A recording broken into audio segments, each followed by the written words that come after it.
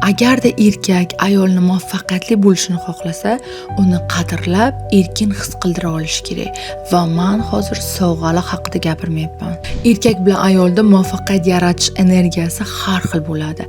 Erkak qachon muvaffaqiyatga erishadi? Qachonki uni oldida uni suyanadigan mehribon ayoli bo'lsa, ayol bo'lsa o'zini erkin his qilganda, zavqlanganda, ilhomlanganda, eshitilganda, qadrlanganda o'sadi. Ayol o'zini chiroyli, kuchli va qo'llab-quvvatlanganini his qilganda, unda kreativlik ochiladi, jasorat oshadi va muvaffaqiyatlar eshigi ochilishni boshlaydi. Shuning uchun hurmatli erkaklar, agarda ayolingizni muvaffaqiyatli bo'lishini istasangiz, u siz yoningizda qadrlangan va erkin o'zini his qilsin. Eng asosiysi sizni e'tiboringiz va mehringiz bilan qurshab olingan bo'lsin.